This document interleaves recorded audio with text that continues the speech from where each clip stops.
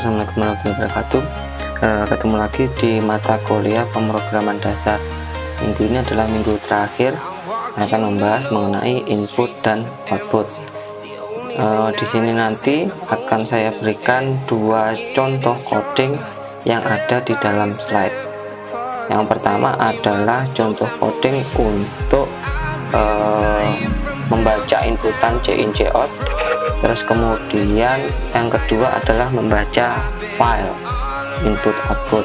Oke ya, kita buat dulu projectnya, tekan file, new project sampai muncul Windows baru seperti ini. Kita buat projectnya namanya PR minggu terakhir gitu ya. Oke. Kalau sudah, tekan oke.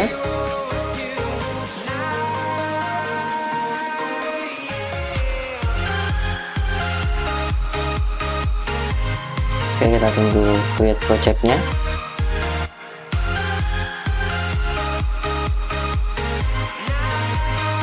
Jadi ketika kalian buat projectnya menggunakan Visual Studio, create new project, jadi secara default dia akan membuat project dengan nama PR minggu terakhir, dimana filenya juga sama di sini, PR minggu terakhir.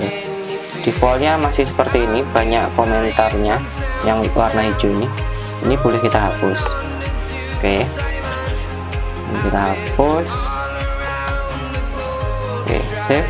Nah, sekarang kita akan buat coding untuk membaca inputan dari keyboard sesuai yang ada di dalam slide. Ini dihapus tidak apa-apa. Oke, kita tambahkan library, gunakan tag pagar seperti ini, terus nulis include. Nah, supaya kalian nggak nulis terlalu lama, kalian tekan tab saja di keyboard. Nah, dia akan auto complete seperti ini. Terus kita import yang cstdlib. Nah, itu tab lagi supaya dia auto complete menulis gitu ya. Oke, using namespace. Using namespace ini bisa kalian letakkan di dalam main ataupun di luar main ya. Using namespace std supaya nanti standar cout dan standar cin nya tidak nulis bolak-balik, tinggal nulis cout sama cin saja. Cout kita mau membuat inputan, kalau user masukkan umur, kalau 0 itu nanti tidak valid, tetapi kalau lebih dari 0 nanti akan keluar umur Anda berapa gitu ya. Masukkan umur Anda. Oke, jangan lupa diberikan seperti ini. Ini tanda ini gunanya untuk enter, spasi ke bawah satu ya. Maaf, ini ada sedikit kesalahan. Oke, terus masukkan variabelnya di sini, contohnya adalah nh. Kemudian cin ini adalah inputan ke layar dari keyboard. Ingat, kalau cin tandanya, tanda panahnya itu ke kanan, kalau cout tanda panahnya ke kiri. Cin terhadap variabel lah.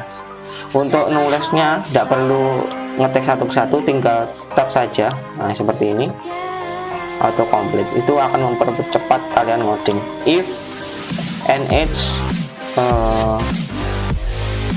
kurang dari 0, jadi kalau misalnya nanti dia usernya masukkan 0, itu akan keluar user tidak valid. cr itu cerror atau output error, taruh error gitu ya. Terus output itu sama seperti cout, umur Anda tidak valid. Oke, terus jangan lupa dikasih enter, press N gini. Kalian bisa kasih string seperti ini ataupun bisa pakai endl gitu ya. Di slide berikutnya ada itu. Saya biasa pakai ini /n. Oke, Kalau yang lainnya berarti else-nya di sini cout umur Anda adalah dari outputnya tadi nh. Oke, tab, berikan enter seperti ini. Oke, save. Nah, jadi nanti ketika user ini memasukkan umur dan umurnya akan disimpan di variabel nh ini, cin nh tipenya adalah integer, dan jika umurnya adalah 0 nanti ada tulisan ini, umur Anda tidak valid, terus keluar umur Anda adalah non. Kalau misalnya umurnya lebih dari 0 berarti 1 gitu ya, nanti ada umur Anda adalah 1, nh nya kan 1. Oke ya, kita coba ya, kita tekan Ctrl F5. Oke, kalau sudah di running kita coba masukkan 0 ya. Oke, umur Anda tidak valid, umur Anda adalah 0. Kita coba lagi kalau selain 0 hasilnya bagaimana. Kita close dulu, terus kemudian kita running lagi. Kita running lagi, tekan Ctrl F5.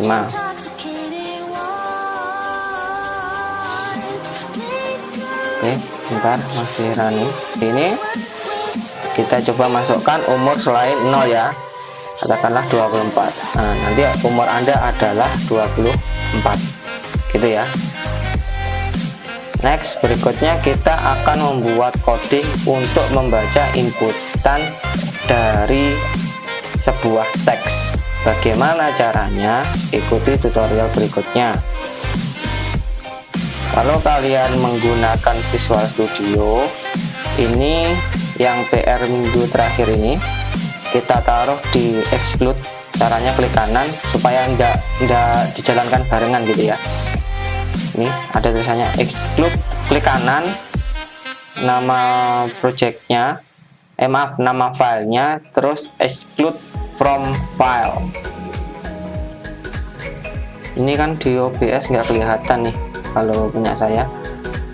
Jadi pokoknya ini ya, yang PR minggu terakhir .jpp ini kalian klik kanan, terus kemudian exclude from file. Nah, nanti dia akan masuk ke dalam sini, ke dalam sini. Nah, ada tulisannya PR minggu terakhir JPP, ada tulisannya minus seperti ini merah ya. Oke, kemudian kita bikin file baru, klik kanan projectnya PR minggu terakhir, add new item. Nanti akan muncul window seperti ini.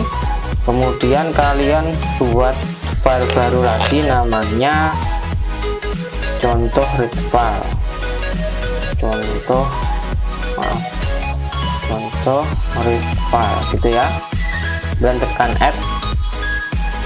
Nanti akan muncul ini, contoh read file.jpp.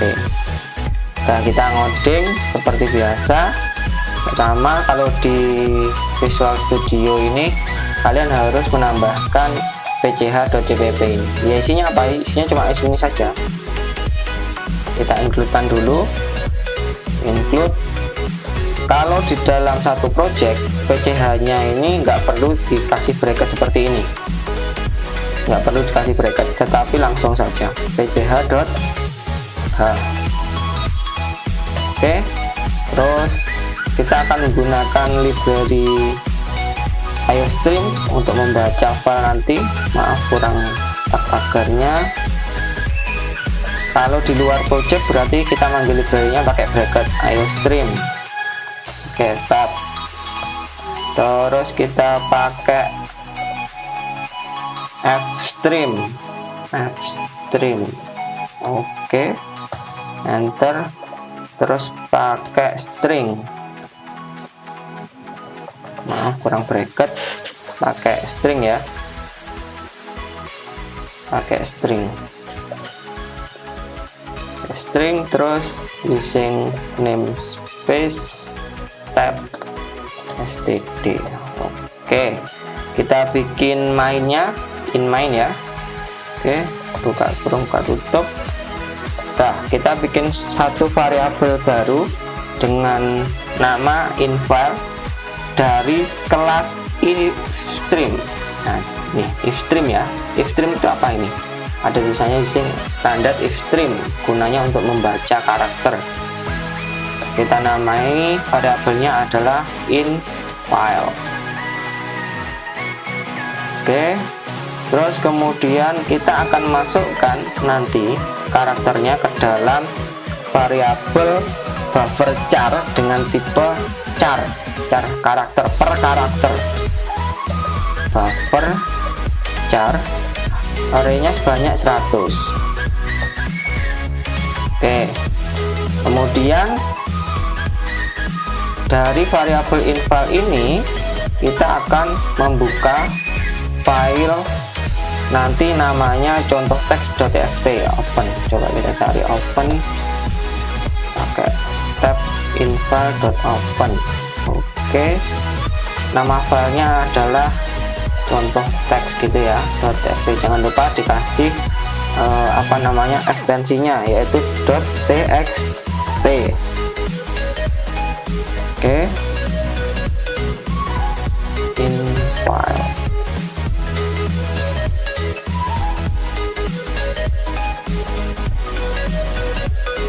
Oke, kenapa di sini kok ada salah? Ini kan ada salah nih, infile expression must have class type. Nah, ini salah. Di sini kan ada bracketnya. Oke, ada ini nama variabel, maaf tadi bukan manggil metode, tetapi ini adalah nama variabel infile.open. Oke, manggil metodenya open. Oke, kalau sudah, kemudian kita masukkan ke dalam if. Jadi nanti dia akan membaca contoh teks.txt sampai end of file, EOF. End of file itu artinya setiap ketemu enter ataupun spasi nanti dia akan dicetak gitu ya. If in file dot is open. Nah, ini is open.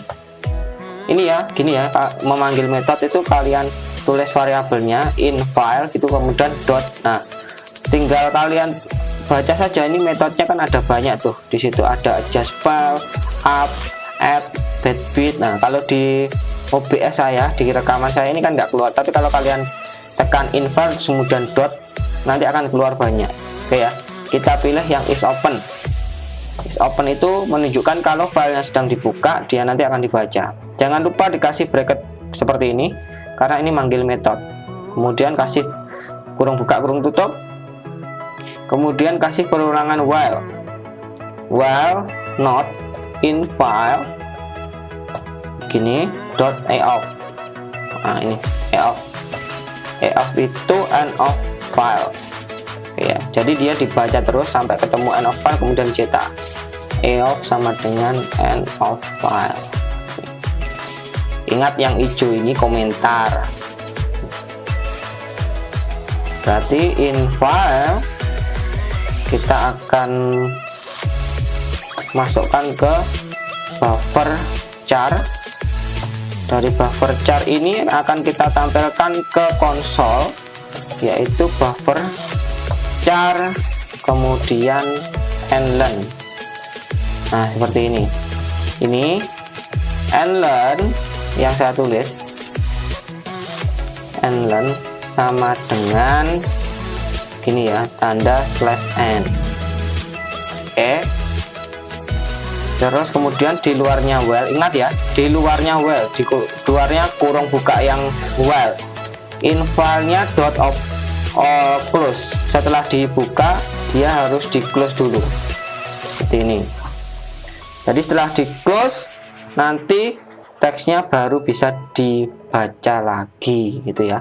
Syaratnya kan ini ada open, harus ada close supaya tidak terus membaca. Oke, terus apa yang harus dilakukan setelah ini? Ini kita akan membuat contoh teks.txt. Di sini kan belum ada nih contoh teks.txt di dalam project ini. Caranya bagaimana? Klik kanan project kalian, terus kemudian add new item. Oke ya, add new item. Nanti akan keluar Nah, seperti ini. Kita namai seperti tadi ya, contoh teks. Nama filenya kan ini contoh teks.txt. Ingat, huruf besar sangat kecil sangat berpengaruh. Contoh teks.txt. Seperti ini ya, contoh teks.txt. Add. Oke, kalau sudah nanti akan muncul seperti ini, contoh teks.txt.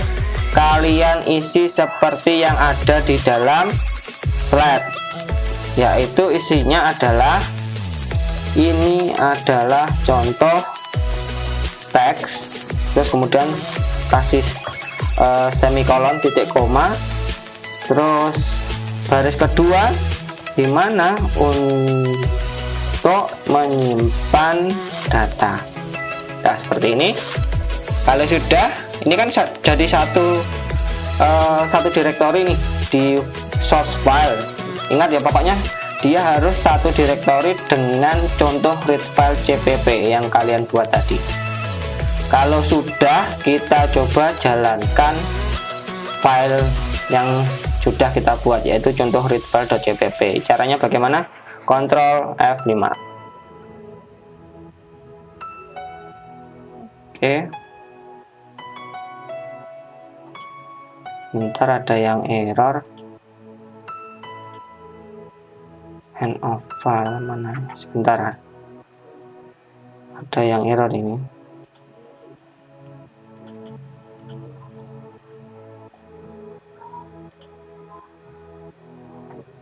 Oh, ini maaf, end of filenya belum saya kasih seperti ini, karena end of file ini kan manggil metode, jadi harus ada bracketnya. Oke ya, kita coba running kembali, Ctrl F5. Oke. Nah, nanti setelah kalian running, nanti akan muncul seperti Windows seperti ini ya. Ada tulisannya, ini adalah contoh teks di mana untuk menyimpan data. Dia diparsing atau dipretelin satu persatu per kata. Itu ya. Oke, sekian. Terima kasih. Saya akhiri perkuliahan hari ini. Wassalamualaikum warahmatullahi wabarakatuh.